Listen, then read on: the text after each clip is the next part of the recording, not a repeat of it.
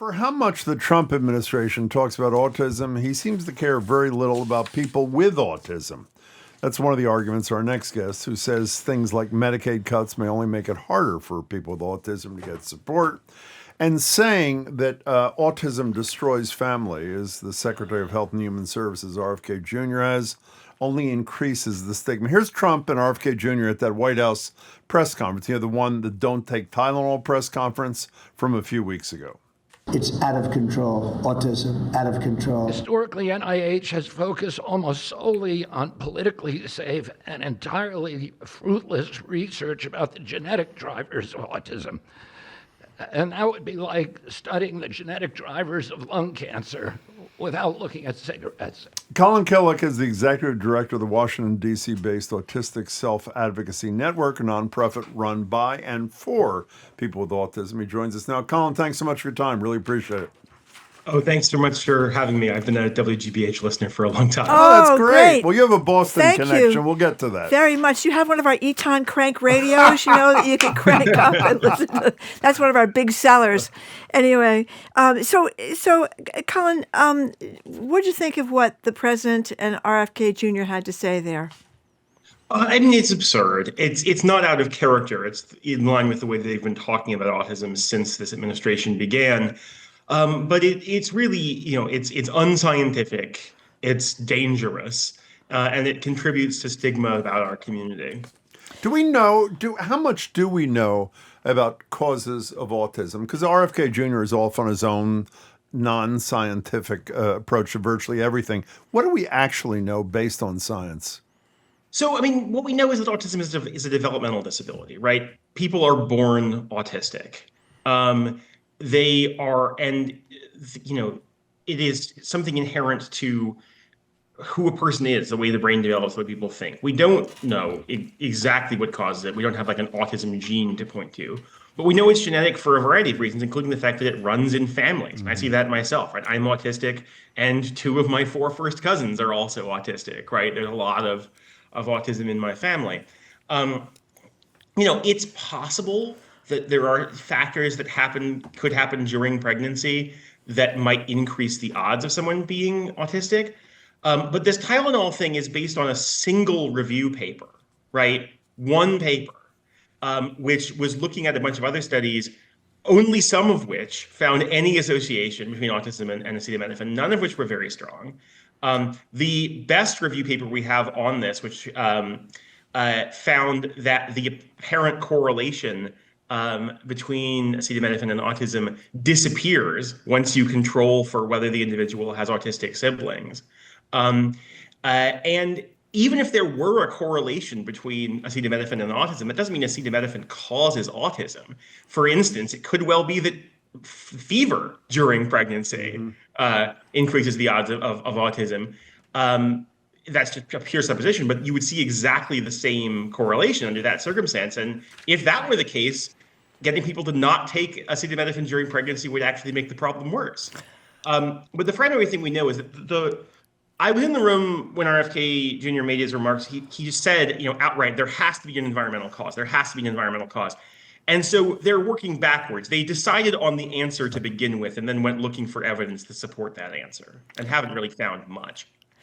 In one of the stories I read today in anticipation of talking to you, a young person with autism called their mother to ask the mother if she'd taken Tylenol during pregnancy. And you had to feel terrible for that mother, just like years ago. And I remember this, and you certainly know about it, that autism was blamed on cold and unemotional mothers. So I think that's a hard thing for mothers. Yeah, the refrigerator mothers, right? Refrigerator mothers, yeah. I've made that point in some of these, right? And that's a great illustration of the fact that, again, it's kind of jumping to conclusions, is that we now know that certainly the idea of autism as in some way like psychiatric, right? Like being caused by the way you're parented is absurd. But, these symptoms have existed for a very long time. It is that we've understood them a great deal more. And one thing is that the fundamental falsehood at the core of this is that they talk about an autism epidemic, right? And they say like, oh, well, there has to be some kind of environmental cause because so many more people today are diagnosed with autism than used to be diagnosed with autism. So something has to be causing that. The fact that more people are diagnosed with autism today does not mean that there are more people who actually are autistic today. What it means is we are doing a better job of identifying autistic people in the population.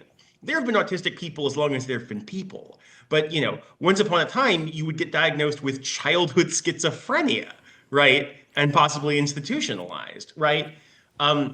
Someone like me, I got diagnosed late in life. I was 28. If I'd been diagnosed as a child, I probably would have been diagnosed with Asperger's, right, which we used to be treated as a separate diagnosis. That got merged into autism because what we sort of realized as science marched on is that there was no clear delineation between the two, and it didn't make any sense to have multiple distinct diagnoses for slightly different manifestations of the same thing. Turning to Colin Killick, let me just say, Marjorie, he's the executive director of the Autistic Self Advocacy Network. I'm sorry. And Colin, you're also an example of the wide diversity. I mean, some people with autism have a lot of difficulty speaking or communicating. And then people like you that obviously I would never look at you and think, and I would never guess that you had any kind of autistic diagnosis or even Asperger's diagnosis. So there is this huge diversity. Yeah, there's a wide spectrum of functional impairment and of support need, right? And yeah, I'm at the low support need end of things. I've never claimed to be, the sort of the prototypical autistic person. But there are things that I struggle with. I have substantial issues with executive functioning and memory and that, and I've gotten therapy and medication and other things for those. But yeah, autism, you've met one autistic person, you've met one autistic person, and it's important to stress that our organization doesn't at all we're not saying that there aren't autistic people who have substantial levels of impairment performing many different kinds of tasks. Of course there are. And there are autistic people who are non-speaking. There are autistic people who are intellectually disabled as one of their autism symptoms, and that obviously causes substantial challenges. And that's why it's critical that autistic people have access to services that are customized to their level of need. Those are the kinds of services that Medicaid pays for. And as you alluded to, those are the kind of services that are going to become harder to access as a result of this administration's Medicaid cuts. Well, that is an appropriate place to say that something is being destroyed, but that wasn't what RFK Jr. had to say back in April. This is after the CDC released a report marking an increase in numbers of people with autism. Here's Kennedy. This is an individual tragedy as well. Autism destroys families. More importantly, it destroys our greatest resource, which are our children. These are children who should not be suffering like this. These are kids who, many of them were fully functional and regressed because of some environmental exposure. What did you think when you heard Kennedy say those things there, Colin? It's eugenics. This is the fundamental talking point, right?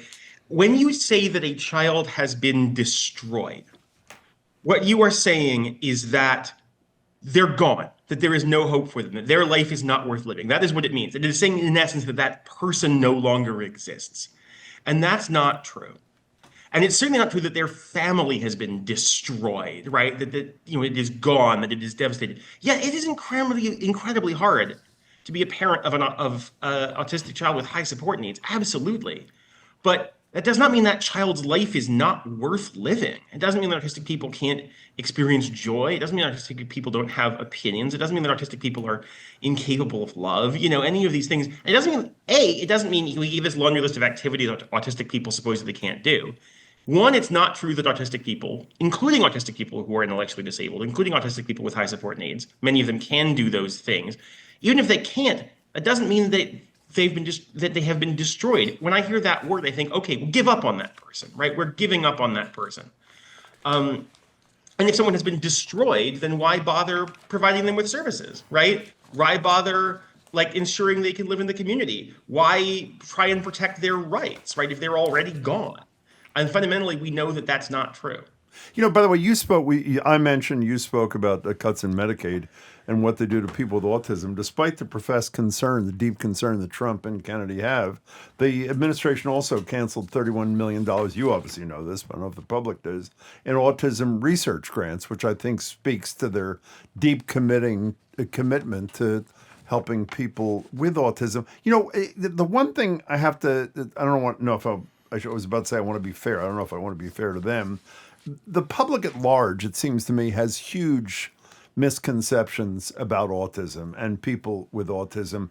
Could you tell us what your organization does? And I assume part of your mission is to do public education kind of work. Fill us in, Colin. Yeah, absolutely. So, I mean, it's kind of in the name, right? Autistic Self Advocacy Network, right? There is this mantra in the disability rights community.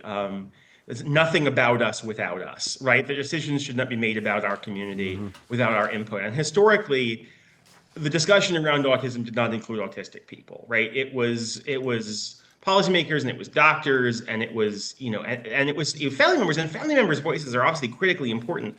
But our organization said autistic people need to be part of this. Autistic people need to have a say in the public's perception of autism and in our government policy around autism. And a lot of the messaging out there was appalling. I mean, organizations, I'm not going to name them here, but like putting out videos saying, the only reason I haven't, with a parent saying, the only reason I haven't killed my autistic child yet is because my non-autistic child needs to have their parent around for them, right? That's an appalling thing to say. But so the first thing, yeah, we do public education. We put out materials that are like, so you've been diagnosed as autistic, or so your child has been diagnosed as autistic, right? What does that mean, right? We also do a lot of putting out materials in plain language, right? So that not just autistic people, but all people with intellectual disabilities. And it's important to say that we see ourselves as an intellectual disability organization broadly. Like all of our employees are autistic, but we do a lot of work in service of the entire population of people with ID. And so a lot of what we do is creating materials in plain language, right? Explaining, this is what this Supreme Court decision means, or this is what Medicaid cuts may mean to you, or we're working on a thing right now about heat emergency, saying this is how you keep yourself safe when temperatures outside get too high. So that people who have some degree of intellectual or cognitive impairment both can access resources to keep themselves safe, but also can express themselves, can self-advocate.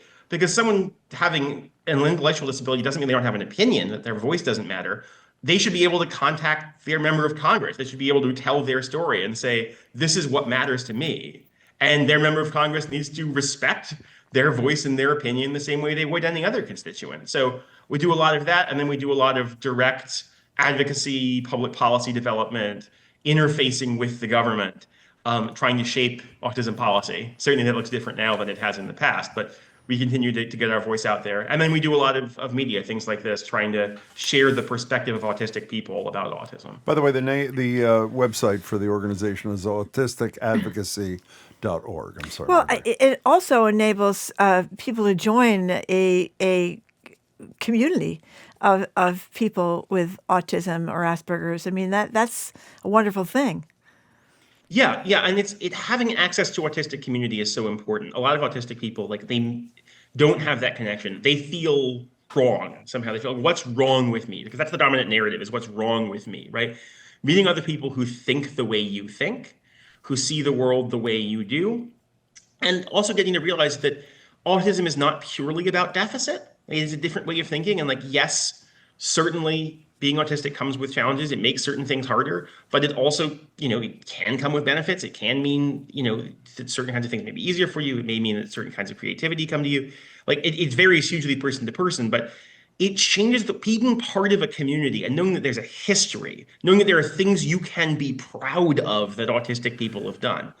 It really changes things. And that's true across, my career before this organization was in general disability rights advocacy, and just meeting other disabled people of all stripes and learning that there was such a thing as a disability rights movement completely changed my life, and it's changed a lot of people's lives. Colin, you mentioned you were diagnosed at 28. So how did that happen? How did that come about?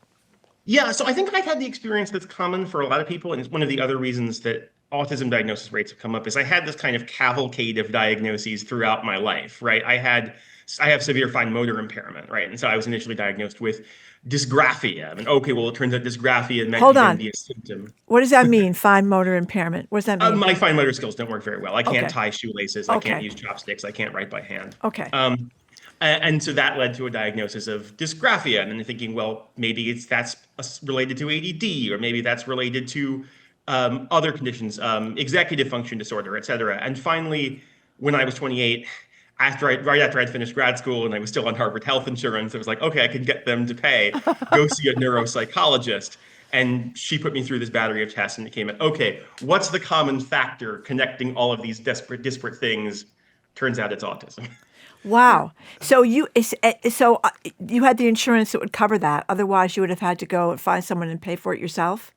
Yes, yeah, absolutely. And that's a great example of like access, not just access to treatment, but access to diagnosis is often profoundly inequitable, right? Not everybody can get it.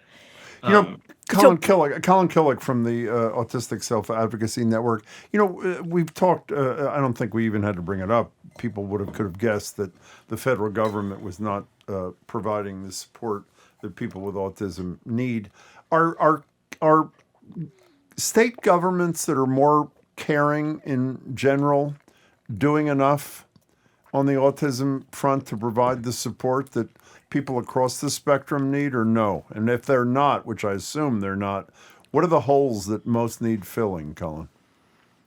I mean, I think it really depends place to place. I mean, certainly think Massachusetts has been one of the better states on this historically. The waiver program is pretty good there. I think time is going to tell, right? Like as federal funding becomes more restricted, our state's going to maintain health, home, and community-based services that people with disabilities rely on because these are optional services, right? States don't have to pay for these. And so are they going to do that, even if it takes putting state money in? But I think the big things are, for autistic people, a couple of things that states could be doing better, including Massachusetts. One is access to what's called augmented and alternative communication, AAC. So what's that mean? So when you say, so there's this phrase for autistic people who are nonverbal, right? We tend to say, non-speaking. And the reason for that is just because someone can't speak out loud, that doesn't necessarily mean they can't communicate. And so these AAC devices, which is sometimes a freestanding, like a customized device, sometimes it's a thing that runs on an iPad, et cetera. But these are programs or devices that allow someone with the right training, you can't just put it in somebody's hands, to communicate through typing, through pressing buttons, clicking on icons, et cetera, pointing to things.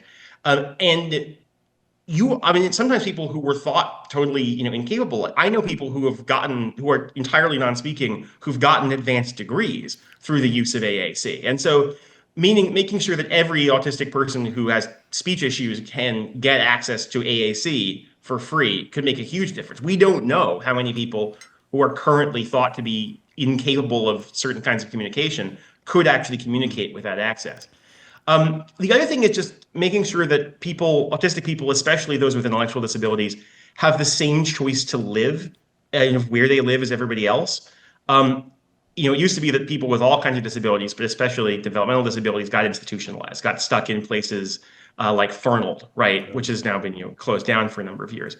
These days, a lot of autistic people, particularly those with intellectual disabilities, live in group homes, right?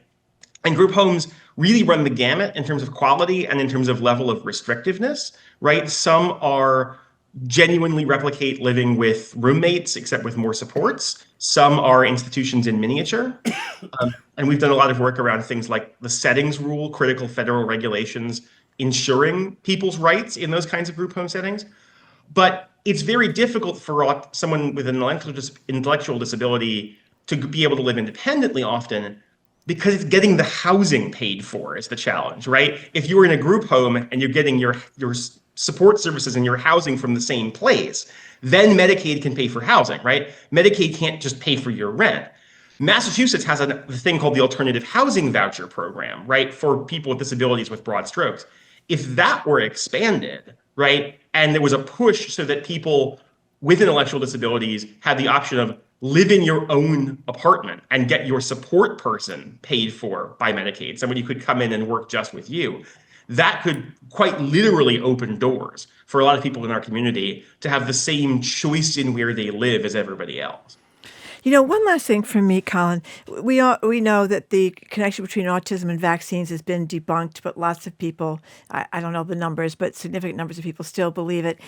But I have some empathy for parents who have a baby and the baby seems regular at 6 months, regular at 8 months. They go in at 18 months, they get the MMR vaccine, and they think that the baby changes after that.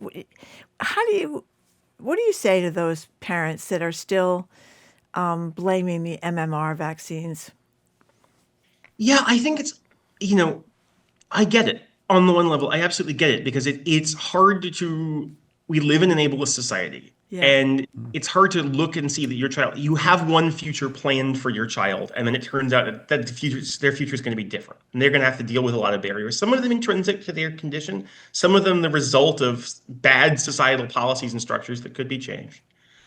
And it's natural to want to blame someone. It's natural to just want to say somebody did this to my kid and they need to be held accountable.